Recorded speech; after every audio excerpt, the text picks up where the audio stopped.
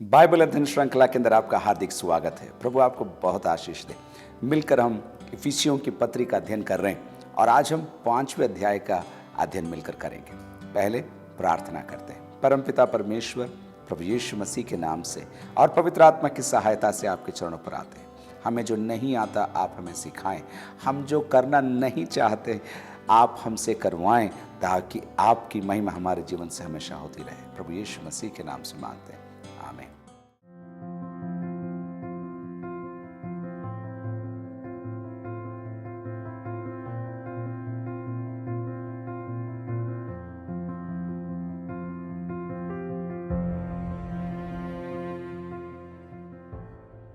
पांचवें अध्याय में जाने से पहले चौथे अध्याय का सारांश जरा अपन देख लेते हैं। चौथे अध्याय के पहले भाग के अंदर मसीह की देह में एकता के विषय में पौलुस ने हमें बताया और उसने हमें बताया कि एक ही देह है, एक ही आत्मा है, एक ही विश्वास है, एक ही आशा है, एक ही बपतिस्मा है, एक ही परमेश्वर है। उसने हमसे कहा। उसके पश्चात उसने हमें आत्मिक वरदानों के बारे में बताया। चौथे अध्याय में 5 नियुक्तियां हैं, प्रेरित की, भविष्यद्वक्ता की, सुसमाचार प्रचारक की, पासवान की और फिर शिक्षक की।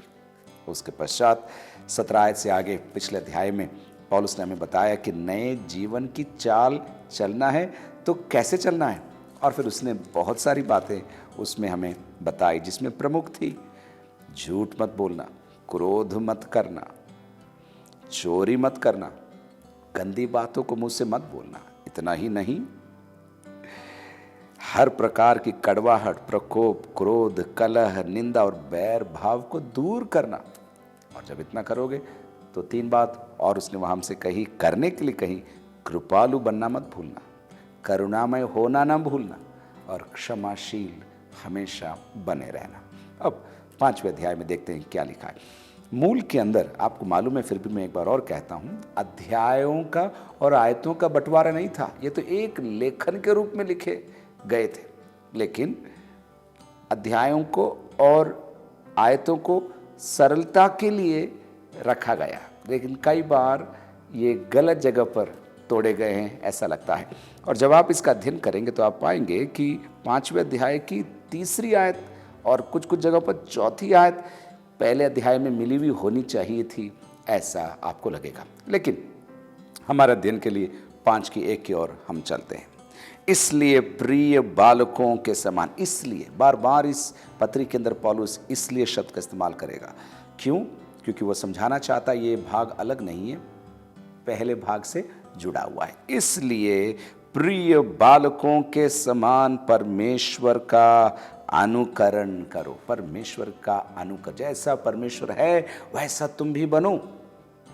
पहला पत्रस 2 अध्याय की 21 आयत में देखिए क्या लिखा है। पहला पत्रस 2 अध्याय और उसकी 21 आयत। और तुम इसी के लिए बुलाए भी गए हो, क्योंकि मसीह भी तुम्हारे लिए दुख उठाकर तुम्हें एक आदर्श दे गया है कि तुम भी उसके पद चिन्हों पर चलो। जैसा यीशु था वैसे आपको आज होना है। और इसलिए पौलुस 5:1 में कहता है परमेश्वर का अनुकरण करो। चौथे अध्याय के अंदर उसने कहा था पवित्र आत्मा को शोकित मत करो। फिर चौथे अध्याय के अंदर ही उसने पहले कहा था तुम यीशु से सिखाए गए हो, तुमने यीशु से और यीशु की शिक्षा पाई, यीशु की शिक्षा पाई। पवित्र आत्मा को शोकित मत करो, परमेश्वर का अनुकरण करो। त्रिएकत्व का फिर पौलुस एक और उदाहरण हमें दे रहा है। 2री आयत, और प्रेम में चलो। हम कई बार देख चुके हैं, बार बार आ रहा है प्रेम में, प्रेम से, प्रेम में, ईश्वरीय प्रेम, आपस में प्रेम। प्रेम में चलो जैसे मसीह ने भी तुमसे प्रेम किया। और किस हद तक प्रेम किया? और हमारे लिए अपने आप को सुखदायक सुगंध के लिए परमेश्वर के आगे भेंट करके बलिदान कर दिया। इस अध्याय के अंदर पौलुस एक बार नहीं, एक बार से ज्यादा यीशु मसीह के बलिदान के बारे में हमें याद दिलाएगा और कहेगा तुम्हें बलिदान होने की जरूरत नहीं, लेकिन बलिदान के पीछे जो तात्पर्य था, बलिदान के पीछे जो आशय था, उसको समझो और फिर उसके लायक अपने जीवन को जियो। 22 आयत से आगे पुरुषों से, पतियों से वो कहेगा अपनी अपनी पत्नी से प्रेम करो जैसा मसीह ने प्रेम किया। और यहां पर वो हमसे कह रहा है जैसे मसीह ने भी तुमसे प्रेम किया और अपने आप को सुगंधदायक बलिदान करके प्रभु के सामने अपने आप को चढ़ा दिया। अब तीसरी आयत, जैसा पवित्र लोगों के योग्य है। चौथे अध्याय के अंदर उसने पहली आयत में हमसे कहा था, जिस बुलाहट से तुम बुलाए गए उसके योग्य चाल चलो। योग्य चाल चलो, एक योग्यता है, एक स्तर है जो प्रभु ने आपके लिए और मेरे लिए निर्धारित किया। उसके नीचे नहीं, उसके स्तर में हमको चलना। जैसा पवित्र लोगों के योग्य है वैसा, अब सुनिए, वैसा तुम में व्यभिचार और किसी प्रकार के अशुद्ध काम। अब यहां पर एक बार फिर 6 नकारात्मक बातों को पौलुस पेश करेगा और कहेगा इनसे बचो, इनको मत करो। देखते हैं क्या क्या है वो। जैसा पवित्र लोगों के योग्य है वैसा तुम में व्यभिचार। व्यभिचार क्या है? हर शारीरिक संबंध जो मसीही विवाह के दायरे के बाहर है, और भी सरल शब्दों में, विवाह से पहले और विवाह के बाद जो भी शारीरिक संबंध है वैवाहिक बंधन के बाहर जो हो रहे हैं, मैं उसके बारे में और आपको बोलना नहीं चाहता। मैं इतना ही कहूंगा, वो व्यभिचार है, गलत है, शारीरिक है, लालसाओं की पूर्ति है। जैसे हमने पिछले अध्याय में देखा था, भरमाने वाली अभिलाषाओं के अनुसार है वो बात है। तो पहली बात, पवित्र लोगों के योग्य है वैसा तुम में व्यभिचार। नंबर 2, किसी प्रकार के अशुद्ध काम। किसी प्रकार के अशुद्ध काम, न केवल व्यभिचार या शारीरिक अभिलाषा, लेकिन अशुद्ध काम 100 हो सकते हैं। प्रभु करे कि आपको समझ में आए कि आपके और मेरे जीवन में क्या है वह अशुद्ध काम, हमारे आसपास में क्या है वह अशुद्ध काम जो पवित्र लोगों के योग्य नहीं है। आपको दूसरों से तुलना करने की जरूरत नहीं है। आप प्रभु से पूछिए, मेरे जीवन में ऐसे कौन से काम है जो आपको भाते नहीं, जिसको देखकर आपका दिल दुखी हो जाता है। प्रभु, व्यभिचार से बचो, किसी प्रकार के अशुद्ध काम से बचो। तीसरी बात, लोभ की चर्चा तक न हो। अब लोभ को हम 2 तरीकों से समझ सकते हैं। या तो लोभ शारीरिक अभिलाषाओं से जुड़ा हुआ हो सकता है, आप लोभ कर रहे हैं, विवाह के बंधन के बाद आप लोभी बन रहे हैं, गलत कामों की ओर आपका लोभ हो रहा है, एक वो हो सकता है। या फिर लोभ अपने आप में धन को लेकर या अन्य वस्तुओं को लेकर भी हो सकता है। जो भी हो, पौलुस कह रहा है व्यभिचार की बात तुम्हारे मध्य में सुनाई न दे, किसी भी प्रकार की अशुद्ध काम की चर्चा तुम्हारे मध्य में सुनाई न दे, और लोभ की भी चर्चा न हो। लोभ की भी चर्चा न हो।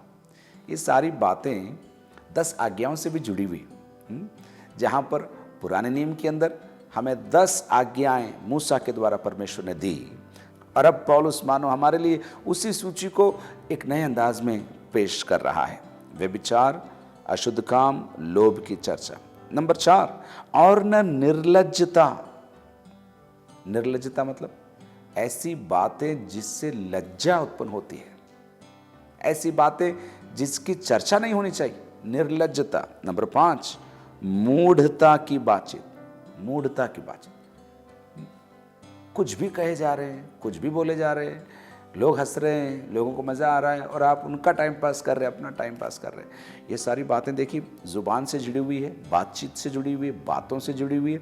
इसके विपरीत वो पहले हमसे कह चुका है 4:29 के अंदर, कोई गंदी बात तुम्हारे मुंह से न निकले, पर आवश्यकता के अनुसार वही निकले जो उन्नति के लिए उत्तम हो, ताकि उससे सुनने वालों पर अनुग्रह हो। इसके विपरीत अनुग्रह तो नहीं हो रहा है, जो अनुग्रह है वो भी जा रहा है, और उतना ही नहीं, पाप उत्पन्न हो रहा है। और छठी बात वो कह रहा है, ठट्टा ना हो। एक बार और मैं कह दूं, व्यभिचार की बातें, अशुद्ध काम, लोभ की चर्चा, निर्लज्जता की बातें, मूढ़ता की बातचीत, और ठट्टा उड़ाना क्या है? किसी को हल्का जानकर नीचा दिखाना, या अपनी बातों की शैली से किसी को बैठा देना, और ये प्रमाणित करने का प्रयास करना कि हम बड़े हैं, तुम छोटे हो, हम अच्छे हैं, तुम खराब हो, हमारे पास सब कुछ है, तुम्हारे पास कुछ नहीं। ठट्टों में उड़ाना।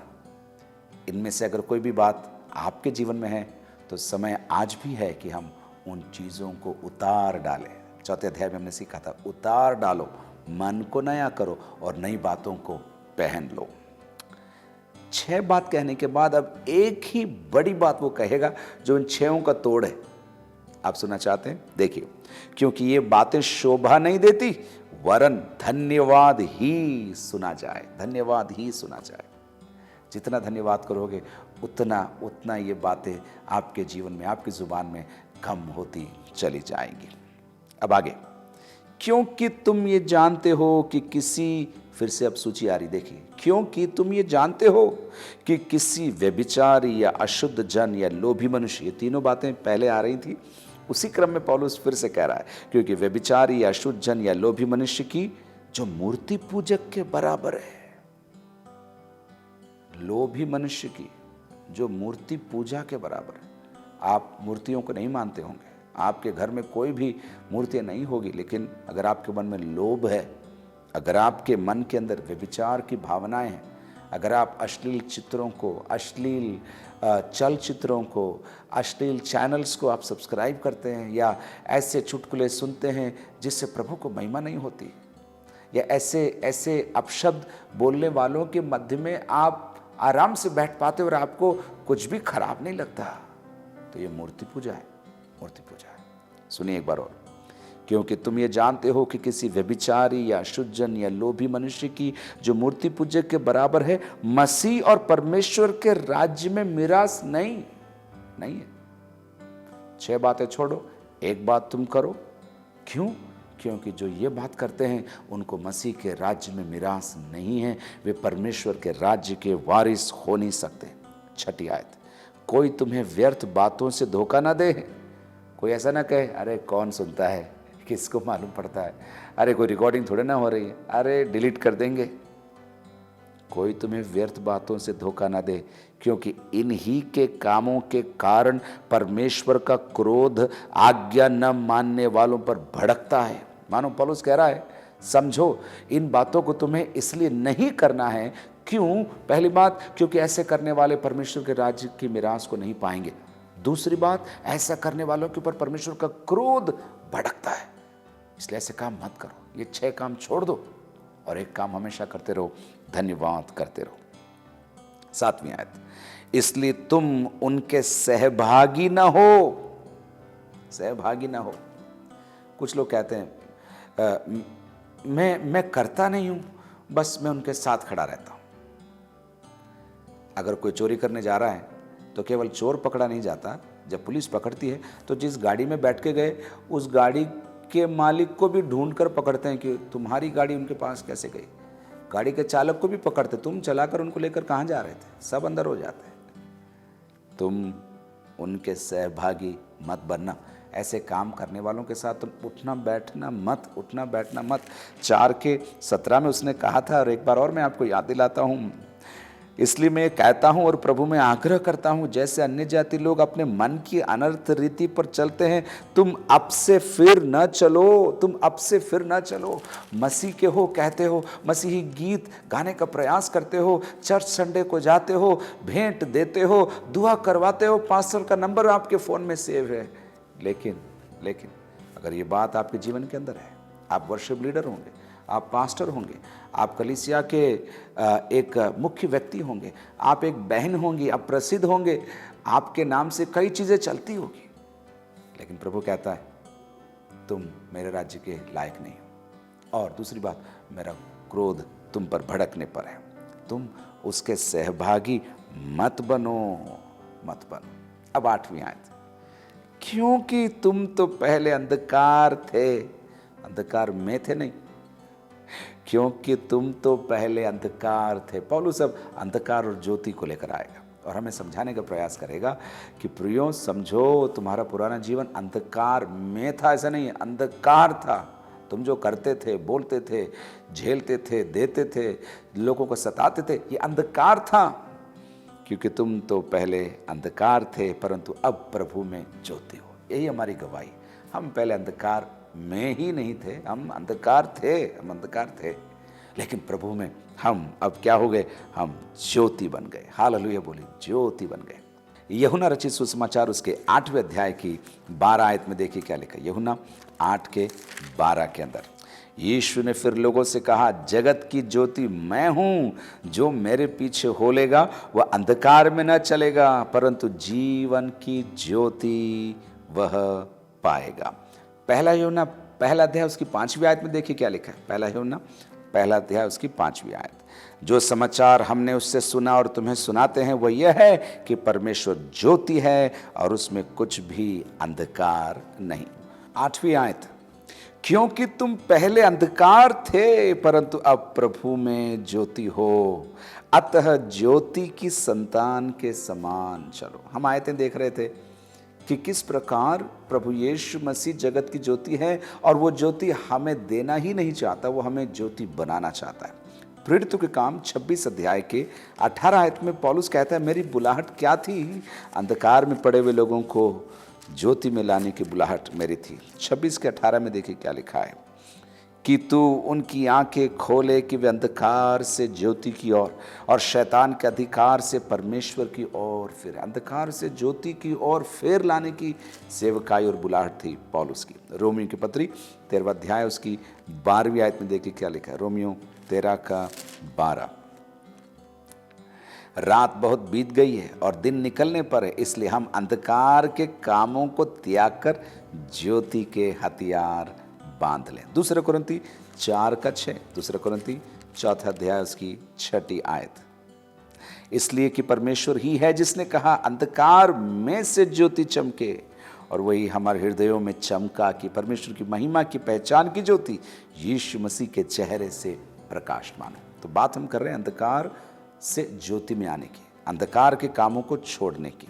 क्योंकि तुम पहले अंधकार थे परंतु अब प्रभु में ज्योति हो, अतः ज्योति के संतान के समान चलो। अब नवी आयत कोष्टक में है, क्योंकि ज्योति का फल सब प्रकार की भलाई और धार्मिकता और सत्य है। तुम ज्योति में चलो क्योंकि ज्योति का फल या ज्योति का परिणाम क्या है? सब प्रकार की भलाई, धार्मिकता और सत्य है। अब 10वीं आयत, ये परखो कि प्रभु को क्या भाता है। परखो प्रभु को क्या भाता है। केवल निर्लज्जता में या मूढ़ता में या ठट्टों में अपने जीवन को मत उड़ाओ। परखो प्रभु को क्या भाता है। कैसे परखेंगे हम? रोमियो की पत्री 12वें अध्याय उसकी 2री आयत में हमारे लिए कुछ निर्देश है। चलिए देखते हैं। इस संसार के सदृश न बनो परंतु तुम्हारे मन के नए हो जाने से तुम्हारा चाल चलन भी बदलता जाए आगे, जिससे तुम परमेश्वर की भली और भावती और सिद्ध इच्छा, भली भावती और सिद्ध इच्छा अनुभव से मालूम करते रहो। प्रभु के साथ चलते चलते आपको अनुभव हो जाएगा कि प्रभु को क्या अच्छा लगता है और क्या अच्छा नहीं लगता है। आपको फ़ोन करके पूछना नहीं पड़ेगा लोगों से, करूं कि नहीं करूं, कर सकता हूं कि नहीं कर सकता हूं, सब कर रहे हैं तो मैं क्यों नहीं करूं। प्रभु के साथ चलोगे, भली भावती और सिद्ध इच्छा अनुभव से तुम मालूम करते रहो। लौट कर आते हैं 5 का 10, और ये परखो कि प्रभु को क्या भाता है। फिर वापस अंधकार और ज्योति की बात 11वीं आयत में आ गई। अंधकार के निष्फल कामों में सहभागी न हो वरन उन पर उल्हा न दो। 12, क्योंकि उनके गुप्त कामों की चर्चा भी लज्जा की बात है। जो गुप्त में बुराई की जाती है उसकी चर्चा प्रकट में नहीं कर सकते। इतनी बुराई है, इतनी गंदगी, इतनी सड़ांग है। पौलुस कह रहा है उसकी चर्चा भी मत करो। 13, पर जितने कामों पर उल्हाना दिया जाता है वे सब ज्योति से प्रकट होते हैं। उल्हाना 11वें आयत में भी आया, उसको एक्सपोज करो। जो बुराई हो रही है उसका साथ मत दो, वरन ज्योति को उस पर चमकाओ ताकि वो उजागर हो जाए और लोग उसे छोड़ दें। ऐसा प्रभु अनुग्रह करे कि मेरे और आपके द्वारा बुराई लोग छोड़ते चले जाएं। डांट कर या धमका कर ही नहीं, लेकिन आपके जीवन की ज्योति को देखकर वो कहने पाए, आप जब आते हो तो मैं ये गलत काम नहीं कर सकता, आपसे जब से मैं मिला हूं तब से मैंने बुरा काम छोड़ दिया है। ऐसी गवाही लोग देने पाए। 13 एक बार और, पर जितने कामों पर उल्हाना दिया जाता है वे सब ज्योति से प्रकट होते, ज्योति से प्रकट होते, क्योंकि जो सब कुछ को प्रकट करता है वो ज्योति है। जितनी बड़ी रोशनी उतना बड़ा खुलासा, थोड़ी सी रोशनी थोड़ा सा खुलासा, जितनी बड़ी रोशनी बड़ा खुलासा, क्योंकि जो सब कुछ प्रकट करता है वह ज्योति है। इस कारण अब पौलुस भजन संहिता के अलग अलग भागों में से जोड़कर कहेगा। और कुछ लोग कहते हैं ये पुराने समय के गीत हो सकते हैं जो पौलुस यहाँ पर हमारे लिए उद्धृत कर रहा है। मैं एक साथ पढ़ूंगा, फिर आपको यशायाह में से पदों को उठाकर बताऊंगा। इस कारण वो कहता है, 14वीं आयत, हे सोने वाले जाग और मुर्दों में से जी उठ, तो मसीह की ज्योति तुझ पर चमकेगी। हे सोने वाले जाग और मुर्दों में से जी उठ, तो मसीह की ज्योति तुझ पर चमकेगी। 3 क्रिया के शब्द, जाग, जी उठ और चमकेगी।